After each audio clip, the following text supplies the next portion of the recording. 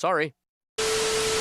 Another highlight reel for the Parker Luck charm. Anyways, welcome back, true believers and all you spectacular Spidey fans, to another very exciting Spider-Man related video. One that I am extremely happy to be able to do for you today, and is something a bit different, which you haven't necessarily seen me do as of yet on the channel. So, if by any chance you do enjoy the particular subject we are going to be discussing for today, and are just happy to celebrate another anniversary of this amazing series in particular, definitely feel free to leave a like on the video and subscribe to the channel if you are enjoying it, as I would thoroughly appreciate it, and it would let me know in the future if you possibly want to see more videos like this down the line and further discuss this series in depth than what I already have, because as of today, on July 11th, as to when this video is being uploaded, but I'm actually recording it a few days before that, is that Spider-Man, the new animated series from 2003, the kind of tie-in show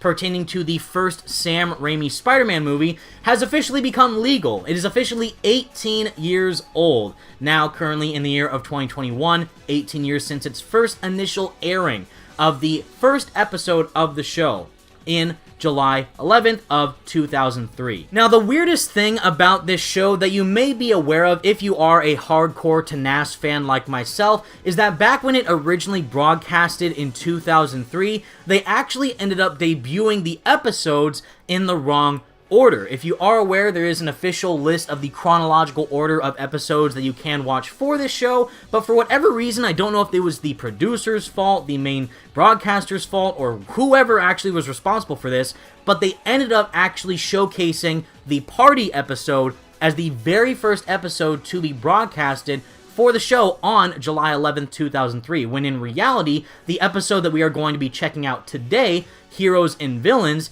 is in fact the official first episode of the entire show. Now, I'm actually a huge fan of the party episode showcasing the origins of Electro in this series, being a full-on nightmare fuel type of villain that was debuted in this series in a really interesting way, taking more inspirations from the Ultimate Comics, but also kind of putting like a horror/sympathetic twist on Max Dillon's character in a very fresh and unique way, which kind of mirrors a little bit what they did with him in his big screen debut for The Amazing Spider-Man 2. But yeah, just as a quick rundown for any of you massive Spidey fans out there who may be a bit familiar with my past with this show and the videos that I have done for it, is that I have already done a full-on, in-depth, analytical video essay style review for the series back during its 15th anniversary, 15 years of celebrating the show back in 2018, which I love doing, and I'm very happy of the reception that that video got, so definitely be sure to check that out and fully get all my thoughts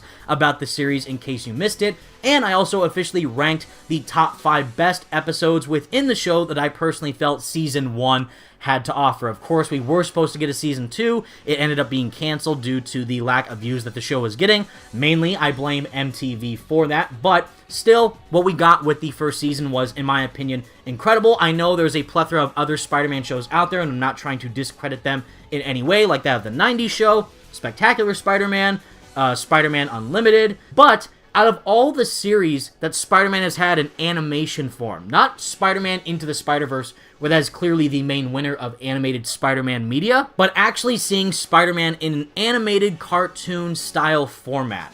In my opinion, I think this series has something very special about what they were able to do narratively, and just showcase Peter as a much more mature and experienced Spider-Man, while also doing things that we would actually relate to for Peter's character on a personal level, while still keeping it grounded, but also not afraid to take risks by doing something that you wouldn't necessarily see on a kid-friendly or age-appropriate Spider-Man show. Even though this was originally supposed to be a cartoon based off of the Ultimate Spider-Man comics, which we then kind of ended up receiving a bit later on with the Ultimate Spider-Man show on Disney, where Spider-Man was voiced by Drake Bell, which sadly did not age too well, but that series kind of did that. But this was clearly the blueprint for the original Peter Parker Ultimate Spider-Man comics, and inputting that narrative and that characterization of Peter into an animated series, which I find very cool. But then, of course, due to the success of the first Sam Raimi Spider-Man movie in 2002, the writers and producers ended up reworking it to fit and have it connect with that first movie, which is why we do see a lot of references to that first film Harry is obviously still mad at Spider-Man for thinking that he killed Norman. Peter and MJ do reminisce quite often about the upside-down kiss that they share, and just a lot of really interesting narrative opportunities that further expands on that first movie in very intriguing ways, which, by the way, that is my personal favorite Spider-Man movie of all time, and having a show kind of continue that in a very interesting way just makes it all the more worthwhile. Plus, I've already gone on record absolutely praising the amazing voice cast, art style, and soundtrack that the overall show had during the time period of the early 2000s. Of course, some of you might think that the 3D animation didn't necessarily age all that well. In my opinion, it actually looks a bit better than the current Spider-Man animation that we do have for Marvel's Spider-Man on Disney XD, and some of the stuff that we saw from Ultimate Spider-Man, but just utilizing that and rendering these animations in a 3D style that really brings Spider-Man's acrobatics and overall move set to life in a way that we haven't really seen before back when it first released, compared to the other shows that released before that with the 90s show and Spider-Man Unlimited. And I don't have to describe in any further detail than I already have on several occasions about how damn good this show's score is. From the amazing composers of John Digweed and Nick Muir, this is easily my favorite Spider-Man soundtrack that has ever released, even more so than some of the games with Ultimate Spider-Man, Spider-Man 2 the game, and of course most recently Spider-Man PS4 and Marvel's Spider-Man Miles Morales. To my personal opinion, I still fully believe that the era in which the show was made, kind of making it feel like a bit more early, gritty 2000s rave-style techno music, really fits the overall aesthetic that the show is going for. And I am still super upset that there is no official soundtrack that has ever released for this series in any scale that we have seen yet, other than just people ripping the soundtrack straight from the episodes itself. Still, whenever I get the opportunity to actually go back and watch the entirety of this series from start to finish, I always have a huge blast with it, minus the terrible finale that the show actually has. But I still love the first few episodes of the series. There are a few stinkers here and there, but personally, of course, the standout favorite that I have in my eyes is The Law of the Jungle with the Lizard, but I did want to kind of take a trip down memory lane with all of you and just react to some of these standout moments from the very first episode of Spider-Man the New Animated Series, Heroes and Villains, also known as the Turbo Jet episode, which is kind of the show's version of Rocket Racer, which is a very cool old-school throwback villain from Spider-Man comics, and having them revitalize that character in a new way for the show was really interesting, to say the least. Now, sadly, I'm not sure how much of the episode I'm able to showcase during this video, sadly due to copyright issues, but if you are familiar with the first episode of the show, there are quite a few standout moments, and I'm just going to be kind of recording my live reaction of seeing this episode for the first time from start to finish for what feels like a couple years. I feel like the last time I actually saw this show from start to finish with all episodes was actually a couple years ago, or maybe even back when I first did my initial review for the series in 2018. So it has been quite a while. I have obviously seen some clips here and there of the show and have used the music for certain videos, but I've never kind of sat down and re-watched a full episode in its entirety until now. So I thought that would be kind of cool, and just kind of reliving the past of the greatness that this show had to offer, especially with how great this first episode is from what I recall, and providing my initial reaction for it would be a treat that I think all of you might enjoy. And again, leave a like and subscribe and even comment about your personal favorite moments of the show. I would love to know them. Do you want a Season 2? Because the creators said in the past from Mainframe Studios they would love to make a Season 2. They just need approval from Marvel. And yeah, I'm very excited to kind of relive the greatness of this incredible, amazingly sensational show. So yeah, here we are, Spider-Man the New Animated Series, Episode 1, Heroes and Villains, featuring Spider-Man and Turbojet. The pilot of the entire series, which is super cool, and I remember the narration, I think, in the beginning from Neil Patrick Harris as Peter is just top-tier quality. If Empire State U wants to bulldoze the Villeroy Towers housing project, then the people who live there should be compensated! She's got a good point. A lot of your wild-eyed student radicals agree, and some just love the idea of a good protest. That soothing voice! A college freshman. That's my boy! Looking in. Oh! And, as is often the case, I love the design, I find too. myself looking at her. There she is! Jane Watson. All the Someone goth just kids in the paid me early to take pictures of 2000s her. super dug MJ's look in this I'd show. take that job for free. Also, incredibly performed by Lisa Loeb, in my opinion. The cast in this series is insane. Neil Patrick Harris, Lisa Loeb, Ian Ziering. some of my favorites. Hey, Peter, you harassing people with that weapon of yours again? Harassing people? Harry's practicing being a titan of industry. Hey, the shoe fits. Blonde Harry You know I have a Osborn meeting threw with off my so dad's many board of people. directors I dig tomorrow. it. Looks nothing like James I Franco, just but realized that's neither here you're nor there. manager. I'm gonna try and sell the Daily Bugle pictures of the new antiquities exhibit. You can't run away from me forever, Peter Parker. The thirst that MJ had for Peter in this show never ceases to amaze me. Ooh, the sound design is excellent. Oh my A god. little to your left? Oh, that sound he goes when he blasts off. Later. Hey, God. Oh, the swagger on this man, the exaggerated swagger of a turbojet, mind you. Oh, here he comes. This shot. Oh, that dive in the scene chasing after turbojet is the sickest thing. So what I love about this in particular with this first episode, this is our first look at Spider-Man. Right off the bat, you get the kind of duality between Peter and Spider-Man's characters, trying to have that balance between hanging out with Harry and MJ, mainly with MJ going to a protest just to hang and support the school, or the students at the school. And then immediately cut to action of Peter chasing after a villain. Oh, here we go. Am I going to cry again with this intro? Woo! I can't tell you how good of an intro this is for this series. Peter Parker, Mary Jane Watson, Harry Osborn, and then just instant rave music blasting in the background. Oh! This shot, that is my favorite shot of the entire series. Lizard dive bombing into Spider-Man out the window of the Oscorp Tower. So good. And that scene of him unmasking because of what happened to Max Dillon in the Electro episode. Sadness. And the Raimi font, Spider-Man. If you skip that intro, I do not trust you. I'm sorry. Don't you ever just go with your feelings? Well, yeah, sometimes. You? Always. There. Getting steamy in here, guys. Whew. Yeah, Pete, I know. Their chemistry in the show is incredible. Lisa Loeb and Neil Patrick Harris play off so well with each other. It's insane. Having an ESU student announce a science center on controversial properties sort of makes it go down a little easier.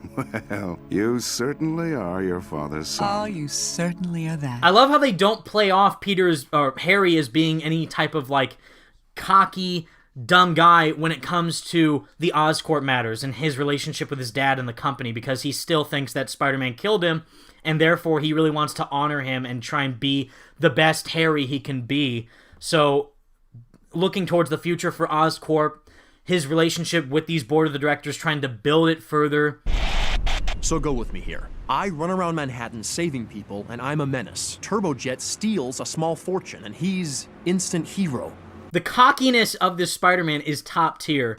I'm Spider-Man. Oh my god, Neil never changed, dude. Like, it sucks that we only got him in this show and Shattered Dimensions and never again. He needs to come back. Have him voice Spider-Man in Marvel's Avengers or something. I don't know, but this, like, one of my top 5 Spider-Man voices. Yuri Lowenthal, probably Neil, if I'm being honest, and then probably Josh Keaton, Christopher Daniel Barnes, and someone else.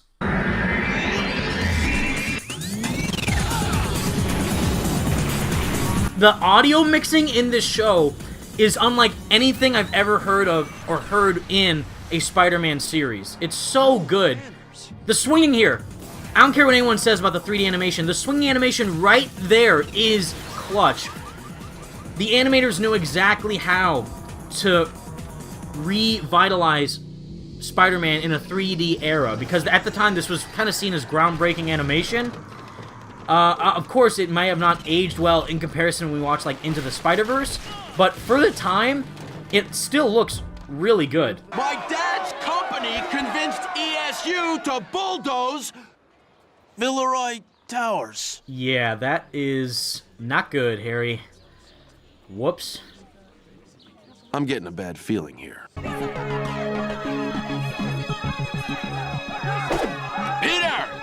Love that little spider dodge he does. This scene right here, this montage, showing that it's the first episode because it makes sense to display it like this. Harry's at the bar drinking his sorrows away. Peter's looking at him kind of sadly. Aunt May and Uncle Ben in the photo right there, and his parents. And I know that they had the issue with no Aunt May because she was old for an MTV show, but having that, just acknowledging them in that way is good enough. The music here!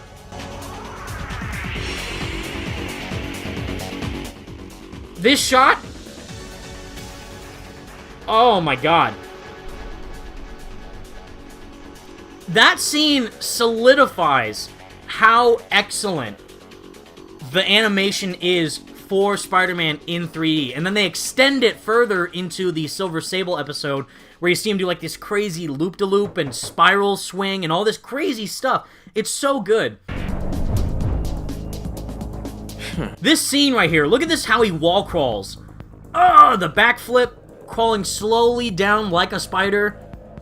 Oh my god. I love the little details they add in for these shots. I don't know why, but the Raimi suit in this 3D animation styling always looks so good to me. The big red spider logo on the back from the first movie, because they redesigned the suit a little bit in the second and third movies. No, I want the telescope for what it stands for. Okay, Wyler meeting up with Agent 47. If people want to make me a hero, that's only because they're too stupid to help themselves. Yeah, so he's doing it for his own personal reasons. And he's just like, whatever the public thinks of me, I could care less.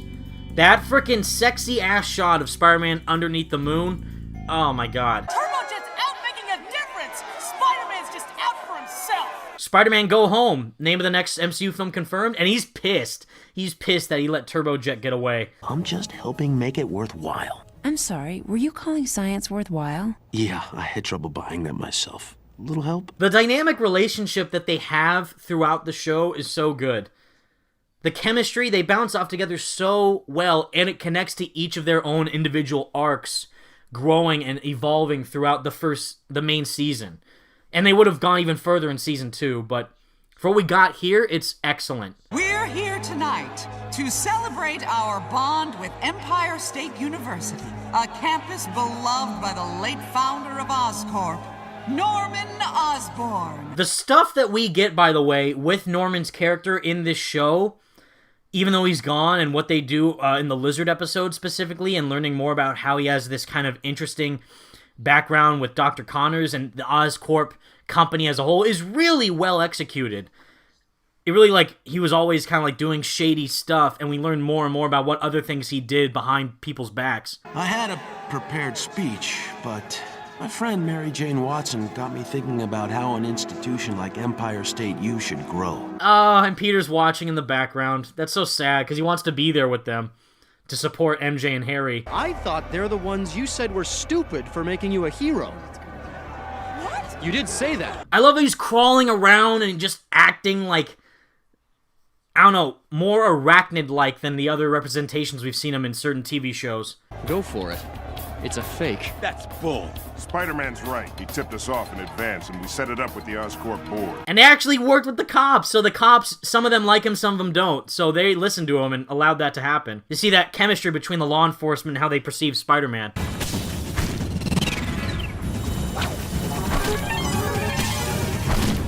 Spider-Man 2? Hello? Yeah, no, TNAS did it first. I'd take a few steps back if I were you. This is so sick. How fast is he going? Because a hit at that might, like, destroy his face. Ugh. And of course, Spider-Man pulls back his punches, but God, how hard did he hit him? Here you are, saving me again. Oh, man's gotta have hobbies. Notice the deepness of his voice once he's talking to Mary Jane. I love that. It's almost like a Batman type thing. But it's really good, like, oh, hello, Mary Jane, I am here to save you. But it's so good how Neo plays it off. MJ, you see, Harry, like all great men, knows that actions speak louder than words. Huh, is that so? In that case... You just can't help but cheer after seeing that episode. And he's all happy. Just let me enjoy it for a minute. And the slight fourth wall breaks at the end. We get that kind of in certain points of the show too, but man, it's excellent. And then the end credits music is always banging. The whole soundtrack slaps. I can't deny it. There is a lot of stuff that I think this show does extremely well.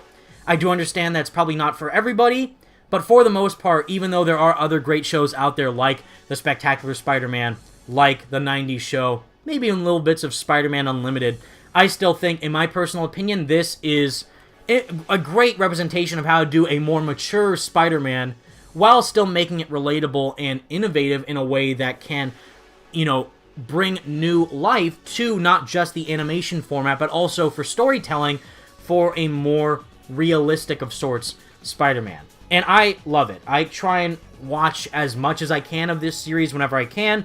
I wish we were making they were making a season 2, but if you guys do follow the fan page of the season 2 TNAS Twitter account, there are, you know, creators out there making a season 2 from the fans for the fans. So it's not an official season 2 from Mainframe, even though they have said on record that they would love to make one, but the show still has a cult following, clearly, by just people going out of their way to make the show's second season from scratch and just keep expanding upon this very interesting take on Spider-Man lore and the universe that he is set forth in this show. And I, for one, love every aspect of it. I wish we got a season 2, but celebrating its 18 years of existence in this way, I thought would kind of give new light to it, get more people interested in it, and go watch it if you haven't already. It's, you know, easily watchable, and I think some websites and also on YouTube, I think there are some episodes on there, which is always cool to see. And again, if I were to rate it, I would still be biased and say 5 out of 5, 10 out of 10, because it's my favorite show. But realistically, I do love the animation style. For the time, it was really, really good. Music is top tier, classic kind of rave techno aesthetic, and the casting for the characters and their vocal performances is always great throughout the show. And the writing that they have, expanding their relationships further, is always a treat to see for some of the more personal episodes that we get to later on. So I love this show. Is it a masterpiece by any means? I don't think so, but to me, it certainly is the best of what animation can do, and what the potential is mainly for 3D animation, like what we saw for Into the Spider-Verse, and inputting that for a Spider-Man series. Not an animated movie, but for a cartoon of this magnitude, I think really did get the job done. But with all that said, everyone, that is the video that I have for you today, celebrating 18 years of Spider-Man, the new animated series. Let me know all your thoughts in the comment section down below. Did you like this kind of reaction-style video that I did for the Turbojet episode? Again, let me know if you would like to see more, and I would be down to do so. And until next time, everyone, thank you all so much for watching. Stay spectacular, Spidey fans. Enjoy even more Spider-Man, the new animated series, by rewatching it and just loving everything that it has to offer.